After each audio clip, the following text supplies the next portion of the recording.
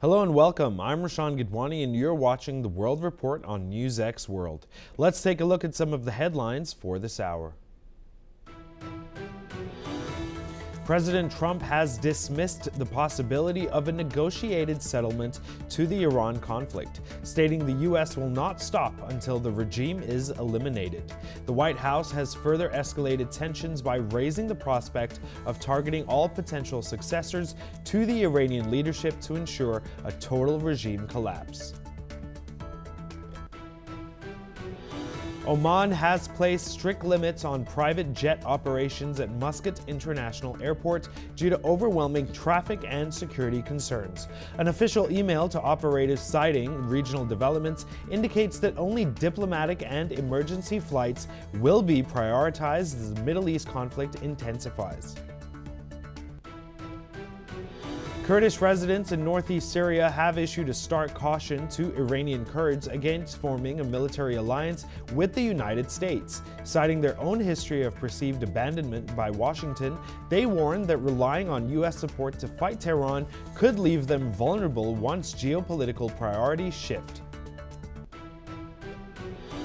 Trump administration officials have defended a temporary waiver on Russian oil sanctions, citing the need to stabilize surging gasoline prices caused by the Iran war. Energy Secretary Chris Wright stated the 30-day pause for Indian refineries is a common-sense move to tamp down market fear and prevent further spikes at the pump.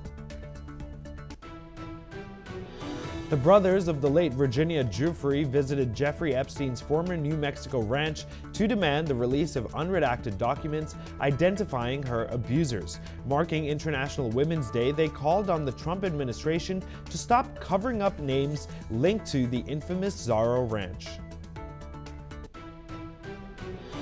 Australia has officially commenced new online age restrictions requiring adult entertainment websites, app stores, and AI chatbots to rigorously verify users over 18. As the deadline hit on March 9th, several major adult platforms chose to block Australian access entirely rather than implement the mandatory age assurance technology. China has declared that high-level dialogue with the U.S. is vital as President Trump increases pressure on Beijing's key global partners. Officials warned that escalating trade restrictions and geopolitical maneuvering threaten to destabilize the fragile diplomatic balance between the two superpowers. Experts predict that brain-computer interface technology could see widespread adoption across China within the next 3 to 5 years. This rapid advancement positions Beijing as a front-runner in neural connectivity for both medical and consumer applications. And here are the top stories for this hour. Rocket and drone attacks have reportedly targeted a U.S. diplomatic facility near Baghdad International Airport. According to police sources, they were, however, intercepted by the CRAM defense system. Authorities say the attacks did not cause any damage, but heightened regional tensions amid the ongoing U.S.-Israeli operations against Iran. This incident follows a rocket attack on the United States Embassy in Baghdad 2 days ago that marked the first projectiles to hit the green zone since strikes on Iran began. Iraqi Prime Minister Mohammed Shia al-Sudani had ordered security forces to pursue the perpetrators, calling the attacks a violation of Iraq's sovereignty and security. Simultaneously, several drones have been intercepted near Baghdad Airport in recent days, including an earlier attempt targeting the airport complex. Joining us live to discuss this further is Shruti Dasgupta, International Affairs Analyst. She's joining us live from New Delhi. Ma'am, essentially all these nations within the Middle East are neighbors. Why haven't they essentially formed an alliance of their own to essentially douse the impact that Iran is having on the neighboring countries? Please. Most of these nations are dependent on their security on USA. And their equipment as well as their security policies are derived from whatever US is able to guide them on. So they don't really collaborate amongst each other. They join hands in the name of Ummah in OIC and other platforms. But for security arrangements, they depend on USA. And that's why they don't independently go after anybody. They will do it under the aegis of USA-controlled whatever bloc is functioning at addressing the problems that is in the Middle East. So, are are they happy with what Iran is doing? No, they try not to take a very offensive stance. You in the beginning of the conflict, now as well as in the last year's 12-day war, they try to keep their distance because they understand that the hostilities between Iran and Israel tends to overflow into the region. Unfortunately, their bases have also been under attack. Their infrastructure is under attack. Their economy is under attack. So them wanting to put an end to this is going to be an unfortunately reality of the Middle East. All of them are diminished as of now.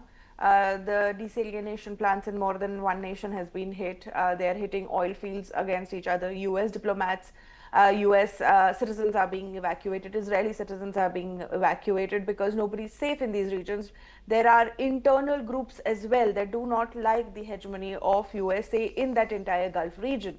So while the nation's kings tend to find it within their zones of comfort to deal with USA, the common people may not look eye to eye, specifically when the war spills over into their borders. So there is a reason why they try to distance themselves. Unfortunately, this war is a regional war, and they're going to have to actively participate in it in not so far a future. Maybe within the next 2-3 days, they will actually be doing things themselves and not just under USA and its role as their defense partner. Please stay with us, ma'am. We'll be right back with you. We have some further updates from the region. Saudi Arabia says that it has intercepted a drone attack which tried to target an oil field in the eastern part of the kingdom, near the Emirati border. According to the Saudi Defense Ministry, 4 drones were headed toward the Shaybah oil field. The ministry says that they were successfully intercepted and destroyed, preventing any damage to the facility. And joining us live again now is Shruti Dasgupta, International Affairs Analyst, joining us live from New Delhi. Ma'am, just now you mentioned the hegemony of the United States. If President Donald Trump was removed from the picture, and in due time he will no longer be the President of the United States, do you believe that the U.S. will continue to essentially instill this hegemony worldwide, or do you believe then, and only then, will tensions essentially de-escalate? Please. The hegemony of USA is not based on what Trump is. It has been a decade-long power move that they have built on.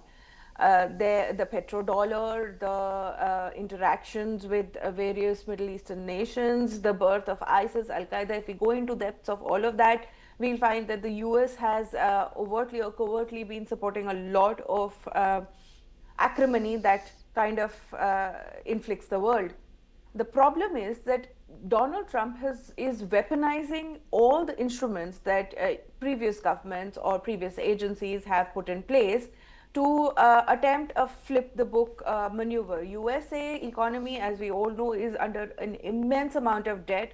The manufacturing is low, unemployment is on the rise, inflation is on the rise, and the petrodollar deal is dead as of now.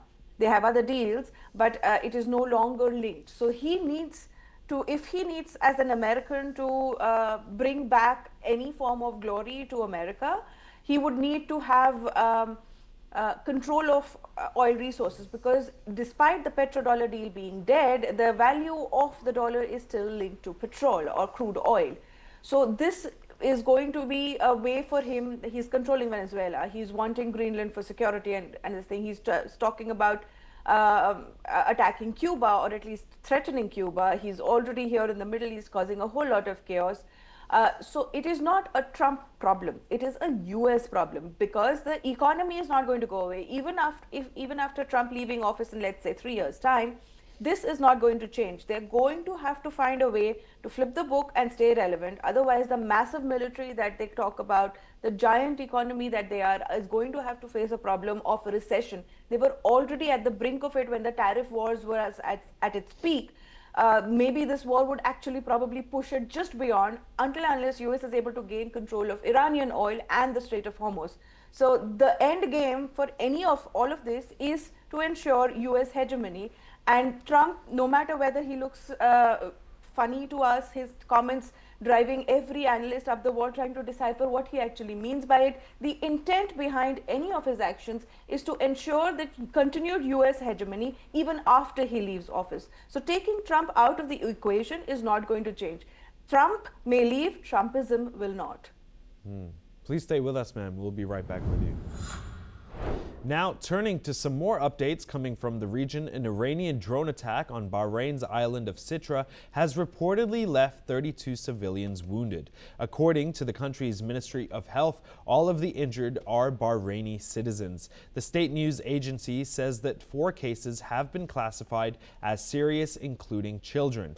The attack happened overnight, targeting the strategic island and heightening concerns over the escalating tensions in the Gulf region. Now joining us live again is Shruti Dasgupta, International Affairs Analyst, joining us from New Delhi. Ma'am, I'd like to continue that conversation. Recently, it's been reported that essentially in the U.S., a billion-dollar deal, if I'm not wrong, $10 billion has been instilled into uranium enrichment within the U.S. With that being said, do you feel like then and only then worldwide U.S. hegemony will essentially cease? And are we seeing then a shift towards, especially with the U.S. and other countries, with this Middle East conflict in mind, a situation where nations and economies are essentially self-sustainable? Economies refer inwards as opposed to outwards to sustain themselves and their economies. Please. Unfortunately for me, the answer to that is no. Any nation becoming self-sufficient is not going to end global economy. They're going to have to trade it out because resources are not allocated only in specific, like per nation as such. Some regions are resource rich, like as in this case of petroleum, it is the Middle East that rules the world. Now, if you look at critical minerals, there is the technology element. China is ruling the world. Although rare earth elements are not rare in terms of appearance, their extraction process is extremely difficult and not environment friendly as of now. So in that particular front, China is leading. There is a cost payout for having humans accessing resources and those resources not being allocated fairly in every region. There will always be a region that will have something more. Today it's crude oil that we're talking of. Tomorrow it'll be uranium deposits we'll talk of. Next you'll see, for me, I think the next war would be water, freshwater resources. So there is an element of one nation having more than the other. If they do not have the ability to protect and guard their resources, wars will continue, global economies will continue to try and either trade it out or have issues related to weaponization of trade in some format. So it's not going to end just because a $1 billion deal is signed regarding uranium, energy security is received. I think it is going to be, it's just, this particular element is just part of the problem of the world. So much for joining us. Please stay with us. We'll be back with you shortly, ma'am. Next up, Iran has named Mojtaba Khamenei as the country's new supreme leader, following the death of his father, Ayatollah Ali Khamenei, during the intense strikes on February 28th, jointly conducted by the United States and Israel. The announcement came from Iran's Assembly of Experts just after midnight Tehran time. Supporters in Tehran have expressed confidence, saying that the country will continue on its current path under the new leadership. Let's listen to some of their reactions. بعد از یک هفته تقریبا انتظار و اون شوکی که پس از شهادت آیت الله خامنه‌ای در واقع به جامعه و در واقع ملتمون وارد شده بود و منتظر بودیم و خیلی خوشحالیم که الان رهبر انتخاب شده و مطمئنیم که این مسیر ادامه داره دیگه با زعامت ایشون. بله، خبر رهبری ایشون رو شنیدم. خیلی خوشحال شدم چون از نظر من لایق ترین فرد برای رهبری امت شیعه ایشون بودن. و واقعا حس خوشحالی بود و واقعا نمی‌دونستیم که از غم از دست دادن رهبر گریه بکنیم یا خوشحال باشیم. از بابت اینکه آقا مجتبی انتخاب شدن، آقا مجتبی واقعا مثل پدرشون و واقعا لایق ترین و شبیه ترین کسی که ممکن بود در بین اعضا انتخاب بشه واقعا آقا مجتبی بود. Experts say that Mojtaba Khamenei's succession signals that hardliners remain firmly in charge. Mojtaba Khamenei is a mid-ranking cleric with huge influence over Iran's security forces and extensive business networks. Mojtaba had been considered a frontrunner in the lead-up to Sunday's vote by the Assembly of Experts, which was the 88-member body tasked with choosing the supreme leader.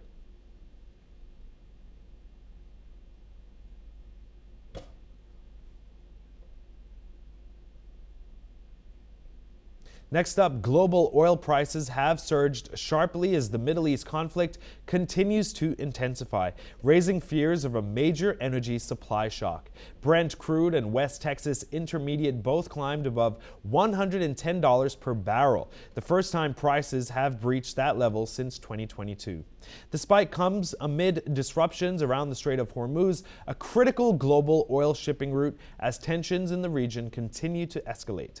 Governments around the world are now considering emergency measures. South Korea is reviewing whether to introduce an oil price cap for the first time in 3 decades, amid concerns over domestic energy costs.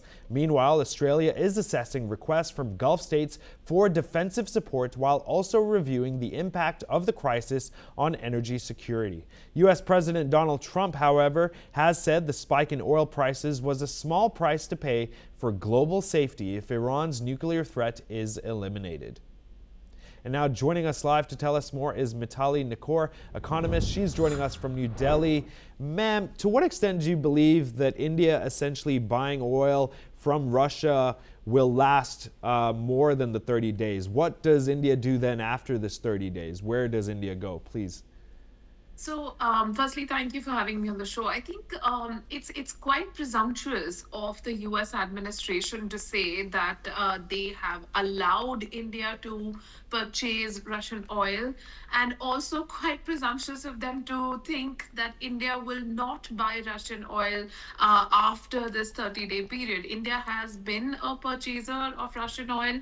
India has its own bilateral agreements with Russia on the purchase of energy supplies, oil, natural gas, and other energy products, and India will continue to purchase them. I mean, what was happening last year with tariffs and punitive measures that the U.S. administration was sort of putting on India was completely illegal in any case. The Supreme Court of the U.S. has declared presidential overreach very clearly. So, in any case, I believe at this point India is entitled to refunds, damages, as well as monetary refunds from the U.S. So, therefore, I think to distract from this ruling, we're seeing this kind of a war coming in. But post when the dust settles, India may even ask for refunds at that point. As far as energy security is concerned, India does have a deal that is set to take place from 2027 to 2035 with regards to uranium from Saskatchewan, which is in Canada. Does India also have other deals in place to essentially secure energy? Do they have renewable energy sources that they're looking to invest in India and other parts of the world, please?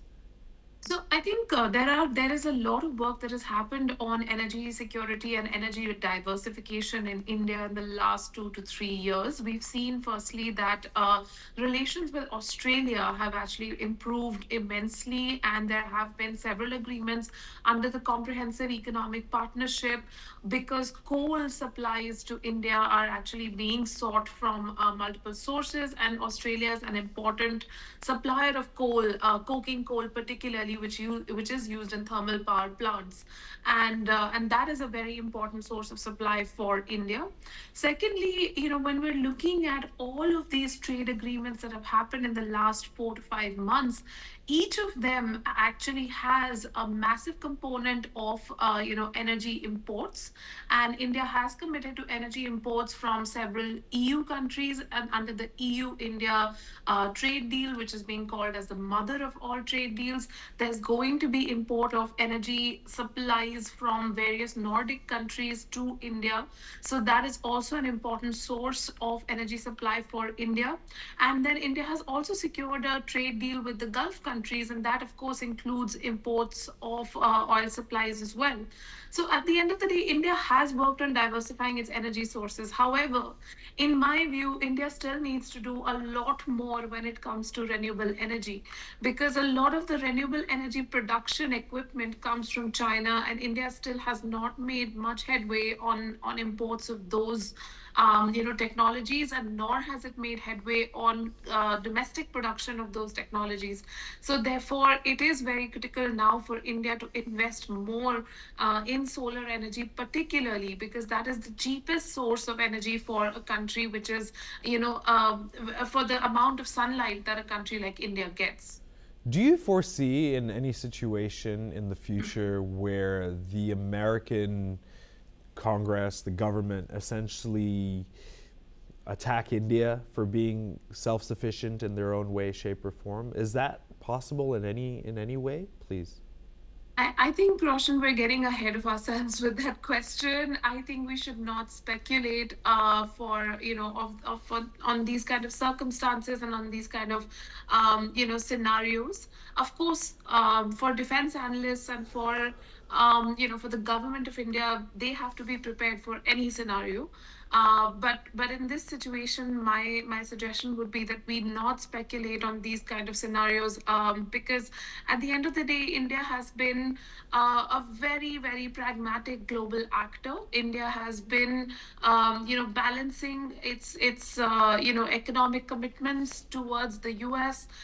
India looks at the US as an important economic ally, as well as Europe, the UK.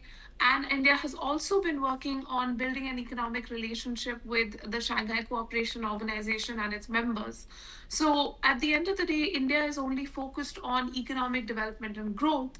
And I think for most countries, that is a welcome trajectory. So at this point, to attack the country that is literally powering global growth would not be pragmatic. I appreciate your time. It's been much appreciated. Thank you. We'll speak soon. Next up, in Nepal, a government-appointed commission has submitted its report into the violent protests that erupted in September last year. The probe panel handed over its findings to the government in Kathmandu after months of investigation into the unrest and circumstances that led to clashes between protesters and security forces. The commission was tasked with examining the causes of the demonstrations, the role of security personnel, and the events that resulted in casualties and property damage during the protests. Authorities say the report will now be reviewed by the government, which is expected to study its recommendations before deciding on any further action. The September protests had sparked political tensions in the country, with opposition groups demanding accountability and a thorough investigation into the incidents. Let's listen in to what the Nepalese Prime Minister has shared on this. केही मिति तिथि बढाउँदै लान पनि पर्यो र आज निर्वाचन पछि त्यसको 1-2 दिन पछि चाहिँ आज यो प्रतिवेदन प्रस्तुत भएको चाहिँ छ। यसको कार्यान्वयनमा त अब हामी त्यो समयसम्म हामी त रहँदैनौँ, किनभने हामीले अब तुरुन्तै नयाँ सरकारलाई हस्तान्तरण गरेर जानुपर्ने अवस्था भएको हुनाले पछि सरकारले कार्यान्वयनको लागि त्यसको अध्ययन गरेर कार्यान्वयन गर्नेछ भन्ने मलाई चाहिँ विश्वास छ। एक प्रकारले म र गृहमन्त्रीज्यू हामी अध्ययन गर्छौँ र यसलाई चाहिँ हामीले फेरि सबै मन्त्रीज्यूहरू समक्ष राख्नु पर्यो। क्याबिनेटमा हामी प्रस्तुत गर्छौँ। क्याबिनेटमा प्रस्तुत गरिसकेपछि चाहिँ हामी त्यसलाई वर्षक रिलिज गर्नेतिर तुरुन्तै रिलिज गर्नेतिर जान्छौँ। Joining us live to tell us more now is Shruti Dasgupta, International Affairs Analyst from New Delhi. Ma'am, we touched on this last week. Bilendra Shah in Nepal is essentially heading for victory now. These are the developments. Do you believe that with his power and influence, he'll be able to essentially wipe out any further protests in the country? And also, what do you believe his tenure and longevity will look like, please? Well, he's very young and he's very popular, so he has a long road ahead of him in politics. Whether he is able to meet with the demands of the people is something we'll have to see. Being a mayor of a city is different than being a prime minister, where you have to balance out international geopolitical play and as well as ensure growth for your own people. So in that particular aspect, he has no experience as of now. His popularity lies in the fact that he was the face of the revolution. I hope that at the end of this report, which is then passed in the cabinet, and then a conclusion is put out. When he comes to power, when he takes oath, he will act on it honorably rather than in youthful, vicious manner, which tends to be a problem with young leaders. They want to show power on the very first move. I would prefer him to be guided by more sane voices rather than just the passion of the youth. And he would ensure justice is served without actually being very vicious or violent about it. That would how he reacts to this particular report and the deaths, it will show whether he has attained any level of maturity in terms of political understanding of any specifically such an explosive situation or any situation in the future. What I see is that because Nepal has a young population, which is, I think we spoke about 50 or 50% of it is, more than 50% of it is under the age of 40. And 40% of its voters this time were the people in their youth. So there is a reason that they chose somebody younger rather than somebody who's older. They probably want to be able to connect with their leader on a more understandable basis, and not somebody who's stuck in past glory or past mistakes either. So hopefully Balen Shah would be able to balance everything out for the benefit of Nepal and its people. I do not know whether he would be a good leader, but at least with the right kind of guidance, and if he's open to suggestions by his people, his party, maybe it would turn out to be a good thing for Nepal. We'll speak soon, ma'am. Thank you for your time. That's all we have time for. Keep watching NewsX World for more news updates from around the world.